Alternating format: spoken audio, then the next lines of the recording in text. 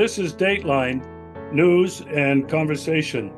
My guest tonight, you know who she is. She's been on the show many times, Sylvia Demarest. She's a retired attorney living in Texas. Tonight, we're going to talk about her new Substack channel. It's called Populist Talk, Populist Message. Sylvia, welcome back to the show.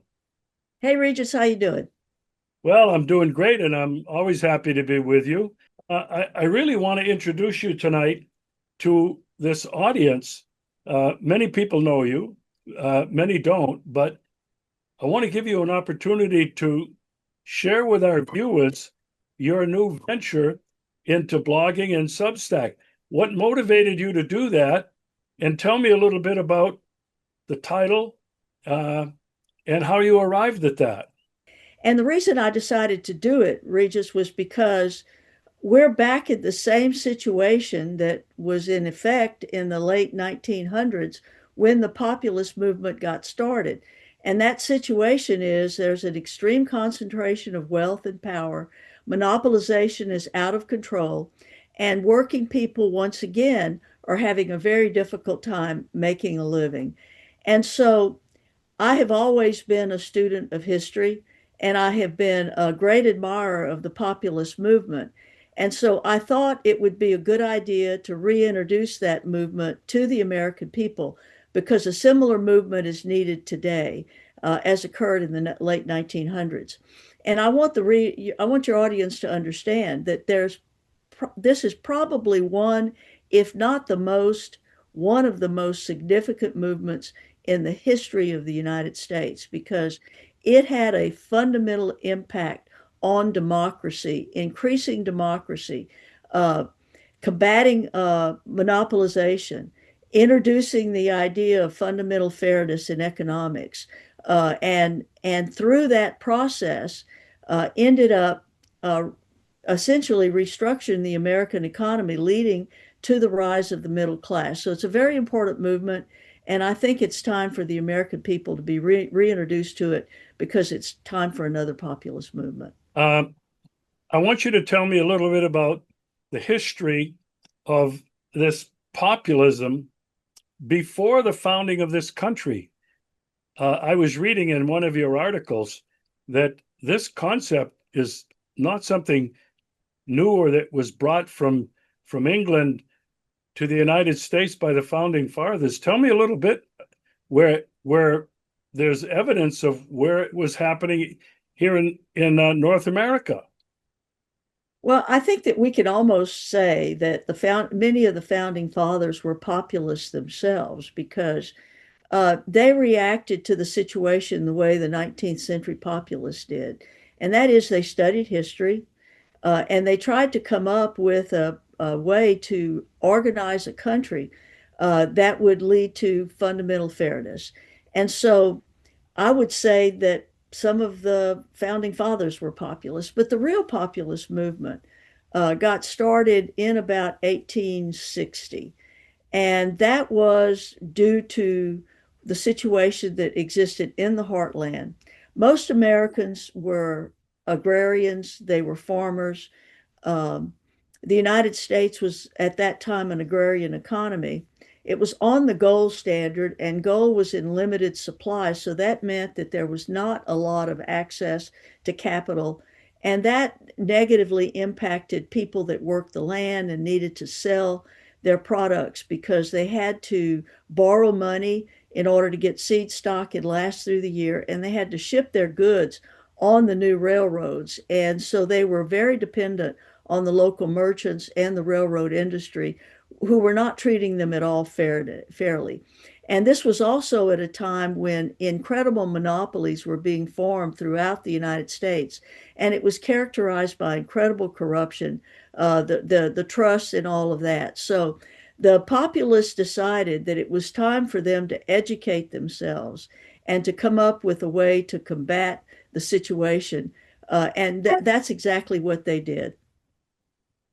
Okay, so tell me why it worked. Uh, what exactly are the dynamics of a populist movement and actual facts throughout, American history? Well, the first thing they did was decided that they needed to educate themselves. And so they embarked in a huge learning experiment. They created a sort of traveling national university that gave lectures. They studied history and they studied economics, and they started rural newspapers and began to look into what it took to create a fair economy. And so they became scholars of their own situation, and through that developed policies which fundamentally changed the character of the United States. I don't think there was another movement that contributed more positively to the positive things that have occurred in the United States, that have uplifted more people out of poverty and into the middle class, than this idea that ordinary people could educate themselves, figure out what was being done to them that was negative, and actually come up with the policies that were needed to be able to change the situation, which is exactly what the populists did. So, listen, was the women's rights and the right to vote, was that a populist movement? Is that an example of a populist movement? There were two things about the populists that were very different in terms of the ethic of the time.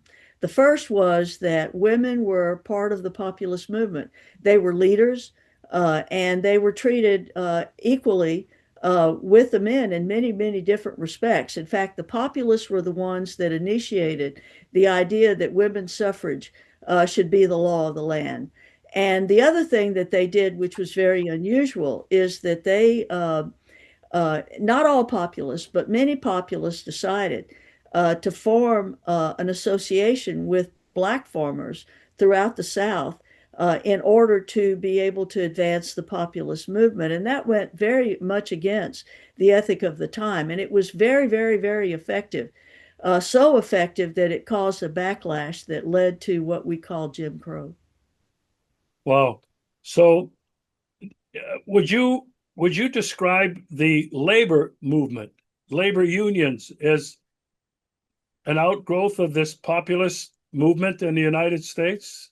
Absolutely. What the populists tried to do, this was a very intelligent, people called them hayseeds. They were uneducated.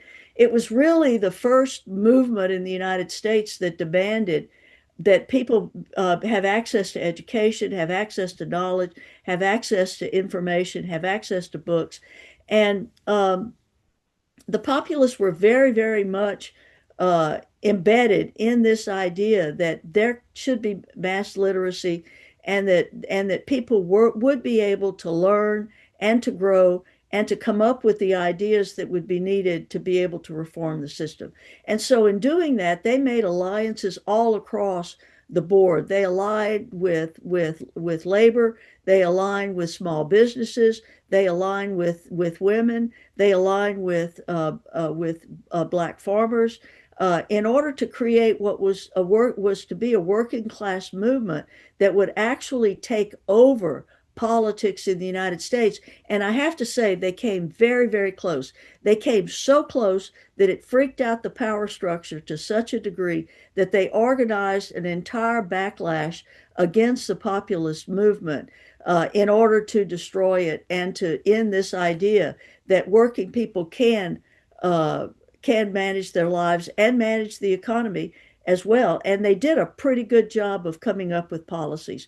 They were the ones that started the anti-monopoly movement. They're the ones that started the movement for suffrage of women, for the direct election of United States senators, for the 8-hour day, for allowing working people to organize unions, for believing that all people should have access to civil rights and to fundamental fairness. This movement was extraordinary in its scope and what these people managed to accomplish. Okay, you mentioned um, there was this tremendous backlash from the structure, the power structure. Uh, let's talk a little bit about who they were. Were they just individuals? Were they part of different industries? Uh, I mean, who were they that pushed back so hard that the populist movement uh, died out? Well, before we could get to that, I think we have to talk about what was the event that splittered the populist movement and why that happened. And one of the things that the populists were very concerned about was the fact that the United States was on a gold standard. Gold was in short supply, which meant that there was not a lot of money in the system. And whenever you have that kind of situation, it leads to deflation, which is bad for people that owe money and people that need to sell their labor. So they were promoters of free silver because in 1873 the United States Congress decided to exclude silver as a monetary metal, which increased the deflation that was going on.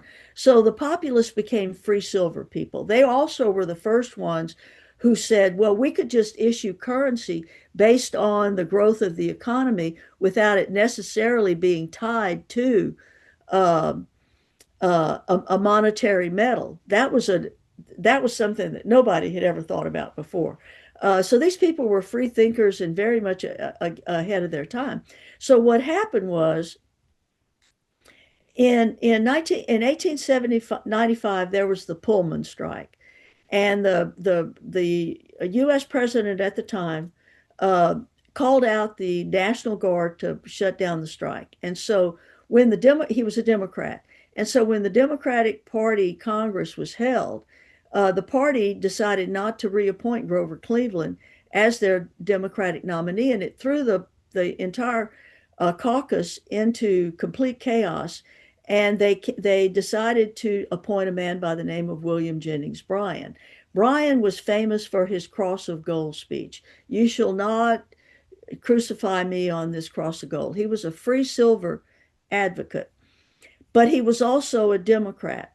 Now, remember, I said that many of the populists opposed slavery, opposed discrimination against Black people, but the Democratic Party at that time was a party of segregationists and white supremacy. And so when William Jennings Bryan became the nominee as an advocate of free silver, many of the populists were torn in between supporting him or maintaining the idea of populism. And so that split the party. And because the party was split, that meant that the power of the party was also split and diminished. And so this provided an opportunity for the people who opposed populism to come to the fore and begin the process of destroying populism. Because you have to remember, Regis, this was the first in your face challenge to the power structure. The populist movement was on fire. It was across the entire Midwest, the South, and some of the West. Someone ran for president in 1892 and got 22 electoral votes. They got 44% of the vote in Texas in 1896. This was a party that actually could have achieved majority status, but they were essentially crucified on the cross of silver because it split the party. And as a result of that, they gave the opportunity to the people who opposed populism to organize an anti-populist campaign. And in doing that, they used every avenue. They uh, they came up with an entire anti-populist propaganda campaign. They accused them of being racist, uh, uh, uh, hayseeds, authoritarians. They accused them of wanting to destroy the country. And so this allowed the segregationists to essentially use violence to run these people out of the areas where they had a lot of power using violence through assassinations and other activities that finally broke back Black power as well as broke the populist movement. Okay, so Sylvia, who were they? The The power structure. segregation, well, you had several aspects. You had the big banks who did not want to have banking control in effect, which is one of the things that the populists wanted. The populists wanted money out of politics. They wanted usury controlled, and they wanted to curb the power of the banking industry. Banks were against this. So you had the banking industry come forward. In addition to that, you had the industrialists, the monopolists, the people who had the big trust that ran everything that did not want their power controlled. Remember, the first antitrust laws were passed in the states, not on the national level. The Sherman Antitrust Act was passed in 1880, but by that time, several states had already passed antitrust laws.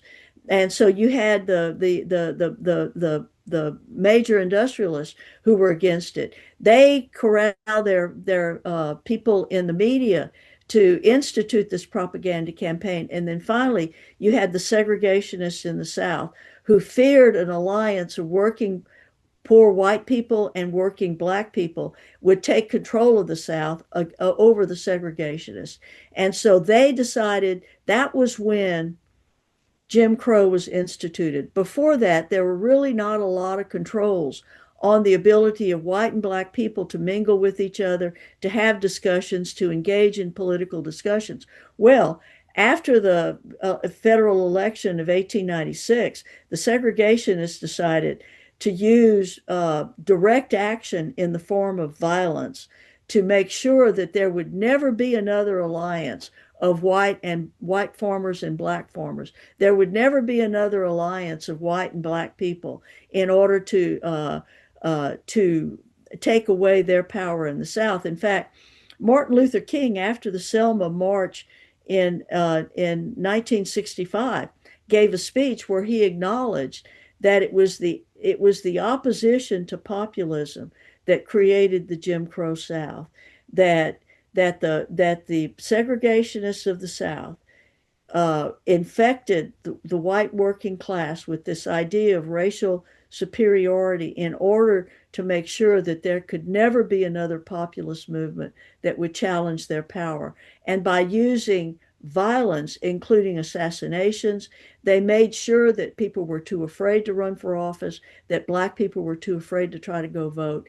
And so the power of populism was finally destroyed, but not fully uh, taken away, because from then on, there continued to be laws against usury in the states. There continued to be laws against uh, uh, uh, corporate money in politics. There continued to be this impact, so that even in Texas, we had regulation of railroads, we had regulation of banks, we had other things that populists advocated because they didn't want another populist movement to begin. The first one had been too effective.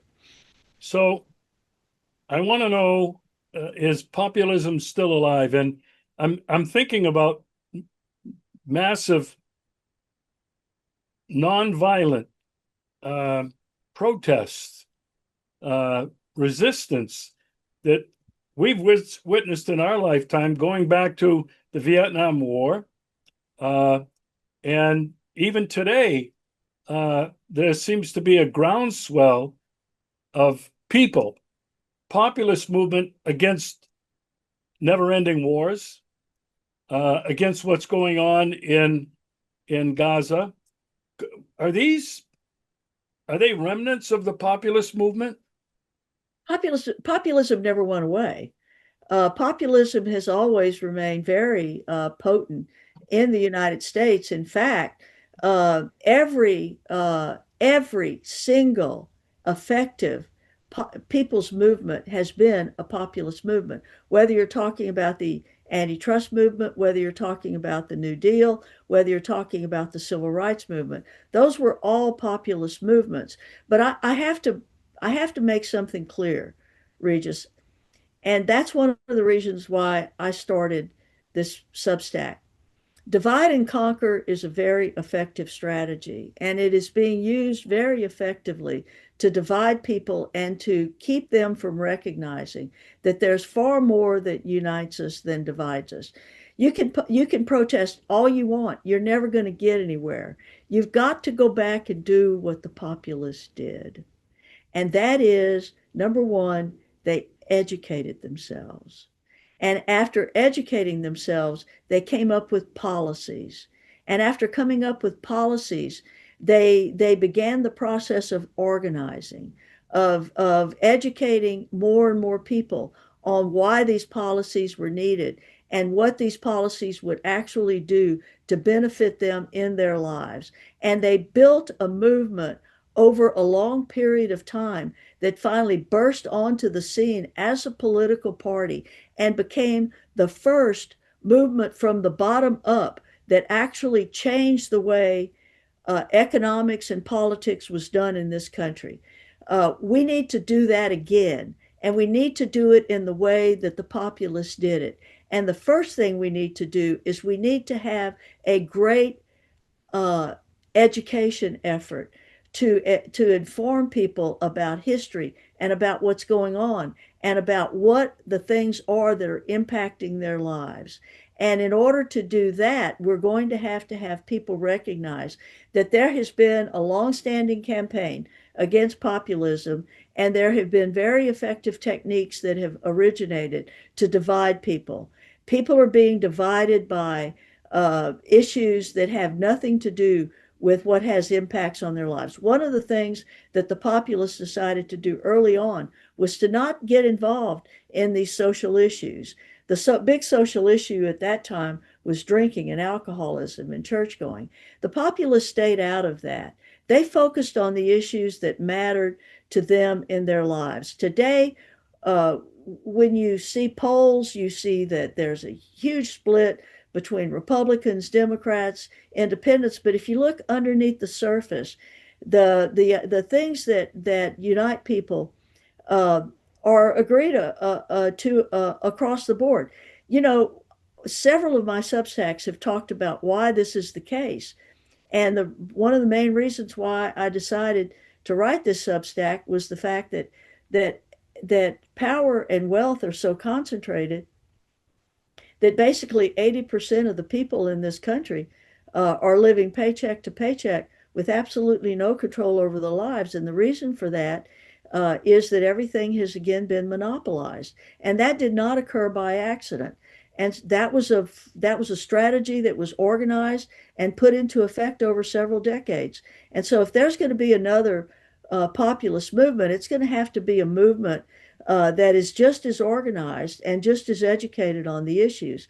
And that's why I've started this Substack, to let people know, one, it's possible, two, it's been done before, and three, there's not that much that divides us. Yeah, and I want to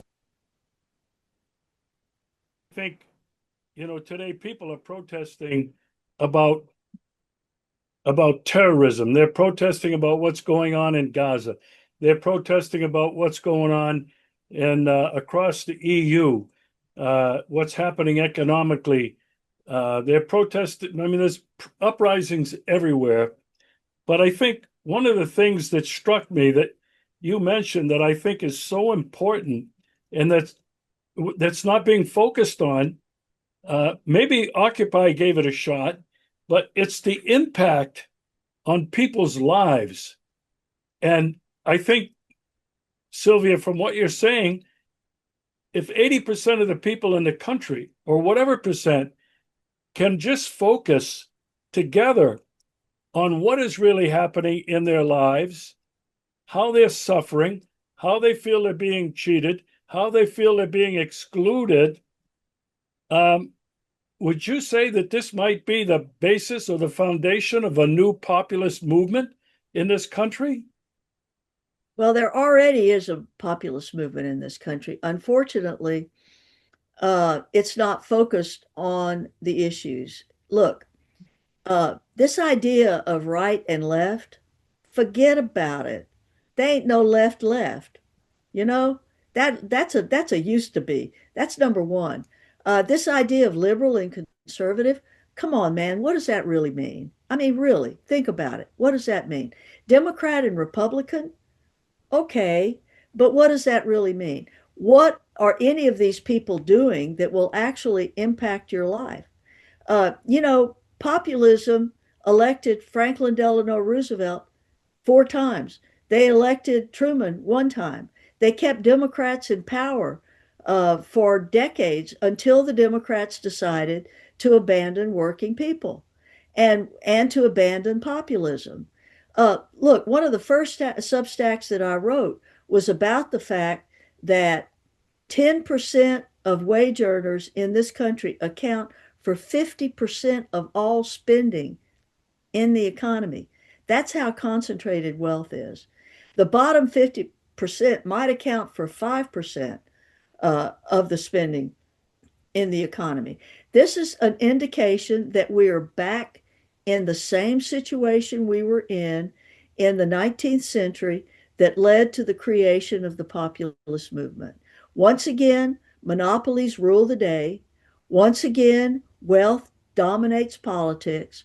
Once again, uh, wealth is highly concentrated. And once again, working people are being screwed. Now, divide and conquer is very, very, very effective. And so if people want to continue to hold on to the fact that they're pro or anti-abortion or pro or anti-gay rights or pro or anti this or that, they can be distracted from the fact that they're getting screwed. And so that's what the populists said. The populists sat down and said, we're getting screwed. Why are we getting screwed? Well, we better educate ourselves to figure that out. And having educated ourselves, we better figure out what we can do to change this calculus and come up with policies that will actually improve our lives. And then we need to get behind these policies and we need to educate other people about these policies. And then we need to organize so that we can bring these policies into fruition. And even though they failed as a political party, they provided the impetus for every positive reform that we've seen in this country. Every single positive reform that's benefited working people has come from that populist movement that arose in the heartland by so-called ignorant farmers who didn't know anything but knew enough to educate themselves and change the world. People can do that again, but they have to have confidence in their ability to do that. And that's what's lacking. People have no confidence. They're not willing to do the work. If you want to have confidence and you want to do the work, I can guarantee you a populist movement can be organized that will change the world. Well, want to let that sink in for a couple of seconds. Um, I have to ask you this question because as you're talking about populists, Bernie Sanders comes to mind. Was he a true blood populist or was he just a fake? Uh, I think Bernie had some good ideas, but here's the thing. If you're not if you're not hearing someone focus on economic fairness, they're not a populist. If you're not hearing someone say these monopolies need to be broken up, they're not a populist. If you're not hearing someone say Wall Street has too much power, if you're not hearing someone say, oh, by the way, have you heard about the shadow banking system? It's almost as big as the regular banking system. And guess what? It's not regulated. If you haven't heard somebody say, look what private equity is doing, they're taking over the country and they're destroying company after company.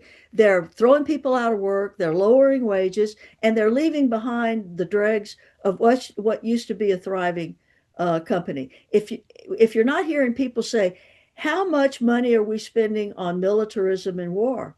You can be an environmentalist, but if that environmentalist is not pointing out that the biggest environmental challenge that we face is the environmental challenge of what goes on during war and the money that's being spent on destructive aspects of war, that person's not an environmentalist. Let's get real. What you're hearing people talk about politically is not reality as it affects the working person. That until Bernie Sanders and other people actually start talking about policies that will benefit working people, they're not populist and it's all a bunch of bullshit. Wow. So you seem to be focusing on economic disparity, about about fairness. Talk to me a little bit more about that so that people get a better idea. I mean, I know you talked, I mean, the Occupy movement was the 99%. They're the ones that had all the money, all the power. Um, so today, is there a slogan? Is there, I mean, how do you how do you get this idea into people's mind that it is about economic disparity, a gross consolidation of wealth greater than it's ever been before? Uh, the numbers of people who are not being served by the system, that are homeless, driven out of their homes. The affordability of housing is another issue, that people just can't afford an apartment or much less a house. How do we bring these issues and put it right in Americans' face? I know you're going to tell me education, but have at it again. Well, first of all, the Occupy movement was a populist movement, and they did exactly what the populists did. They began to educate people. They compiled huge libraries. They had lectures from people who were talking about economic fairness. And what happened to that movement? They were brutally suppressed. Yeah. Uh, Barack Obama essentially organized overnight the takedown of the Occupy movement. They arrested all of these people, and they didn't just arrest them, they put them in an area without any water or food, the ability to go to the bathroom, and they left them there for hours to completely humiliate them, to make sure that they would never again involve themselves in another populist movement. What did they do with the books and the educational materials that Occupy had organized? They burned them. Okay? They burned them. So, yes, you have to understand that this is going to have to be a movement that acknowledges that there's going to be resistance, and that resistance uh, is coming from the same people that resisted the populists back in the 19th century and organized Jim Crow in order to make sure that white people and black people couldn't get together again. It's that same ideology, it's that same understanding. What people don't understand is that even wealthy people suffer when you have a society that is this unfair. You know, even wealthy people don't live as long in an unfair society as they live in a society where there's more economic fairness. And so the message that I have is that we can have an economy, a fair and prosperous economy. We can have a fair and prosperous economy. And there are aspects of that. One of the Substacks that I wrote was about the need to create more local banks in order to increase access to capital, because access to capital allows people to be able to have a banking relationship. There's a huge percentage of people in this country that do not have a banking relationship at all. There are a lot of people in this country with great ideas to start businesses, but they don't have access to capital. Um, and so, you know, these are issues that I write about. These are ideas that I write about. And it is possible to have a fair and prosperous economy, but you can't have that whenever wealth and power is that concentrated. You can't have that when money dominates politics, and you can't have that when monopolies rule the world. I want to comment on a couple of things. I was a part of the Occupy movement in Maine from the very beginning. As a filmmaker, I was documenting it, and I saw everything that you were talking about, and I bought into it. The libraries that the groups had, the conversations they held every night were designed to educate themselves and other people.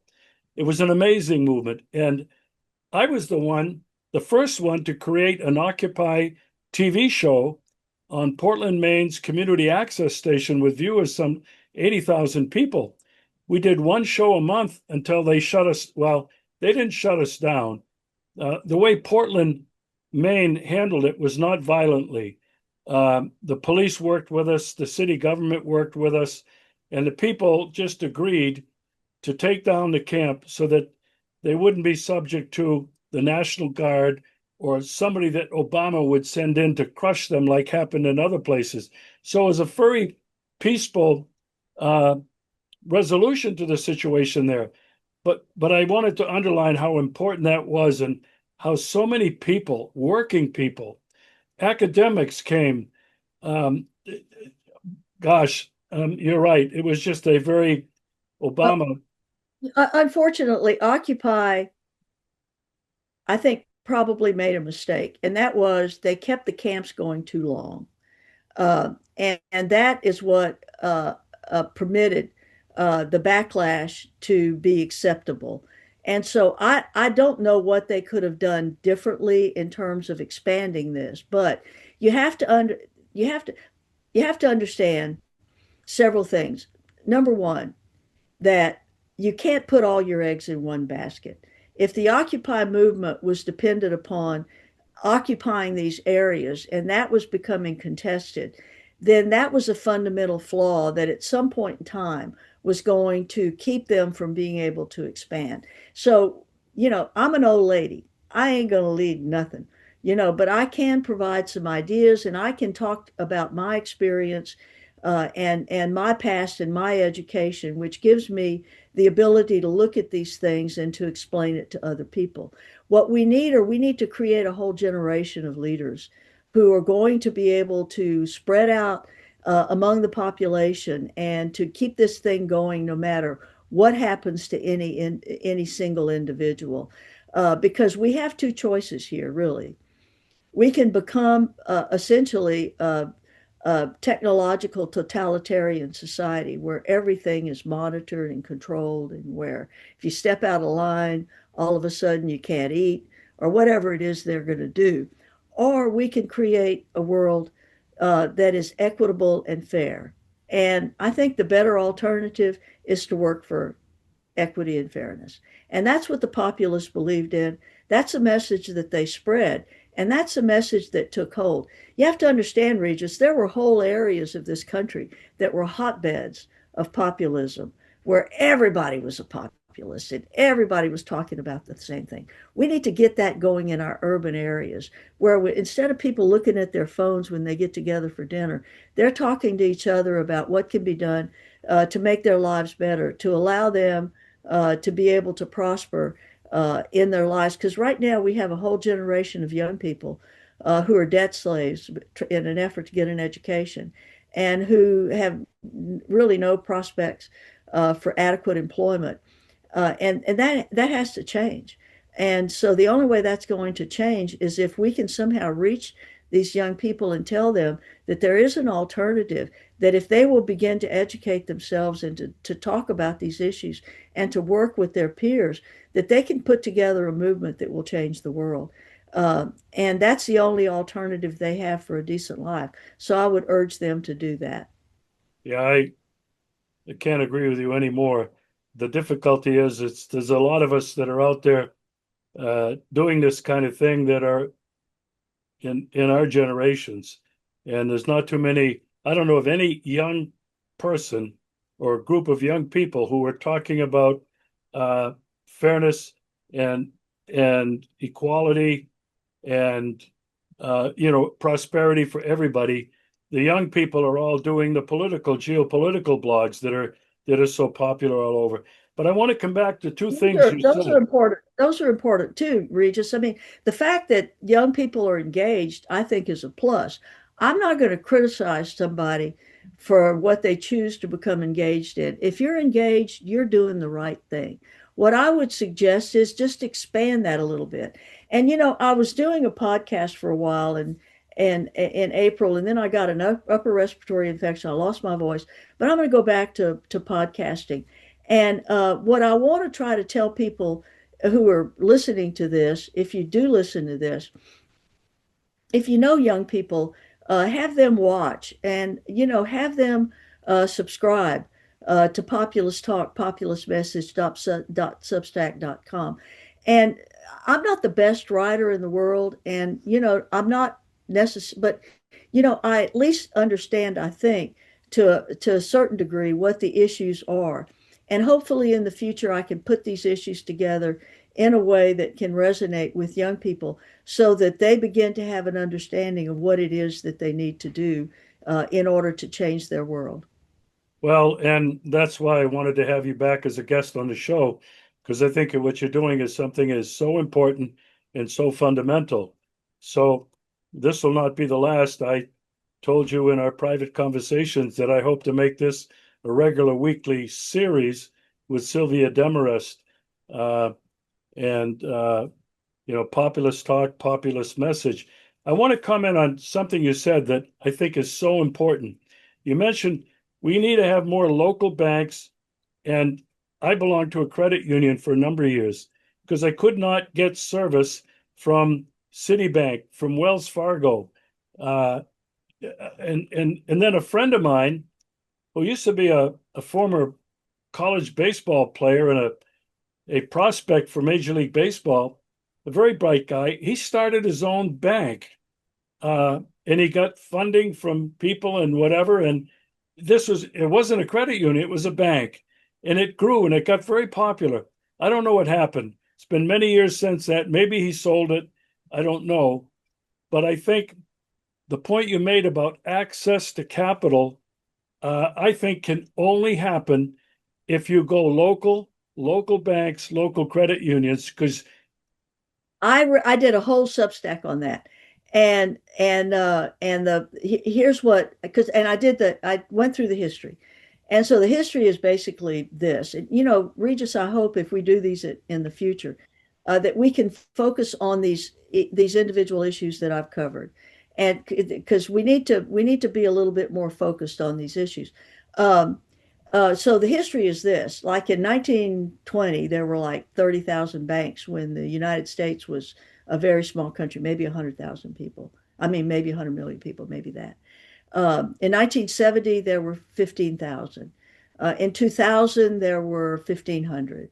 And now there's less than 6,000 banks. And so and I also did a Substack on what happened to the savings and loan industry because they were used in the buyout era of the 1980s, used and abused to provide capital for these buyouts that destroyed so much of the U.S.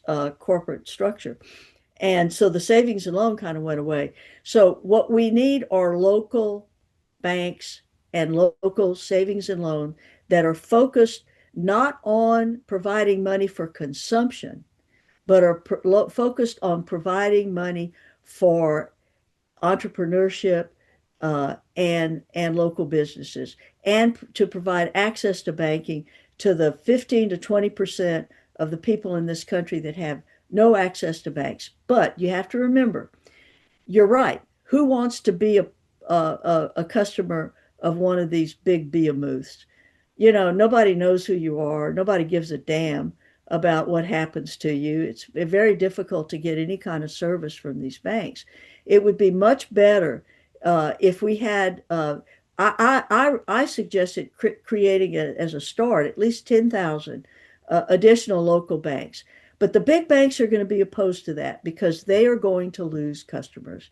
Nobody wants to have to deal with these people. They're going to want to go to a local bank, that somebody that knows them, that where they can feel like they have a home.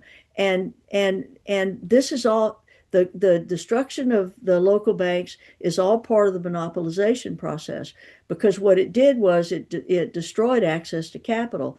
And so then it was only the big industries, that whether it was home building or whatever, that could actually get access to capital. And so in order to reverse that and to actually make the anti-monopoly movement grow, you have to have access to capital. well, Sylvia, I this is just a little advertisement.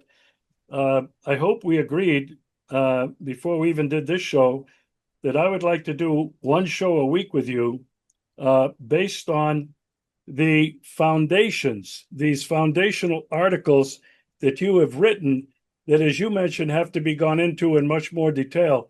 It's my hope we can do that. Uh, and so I've made that commitment to you.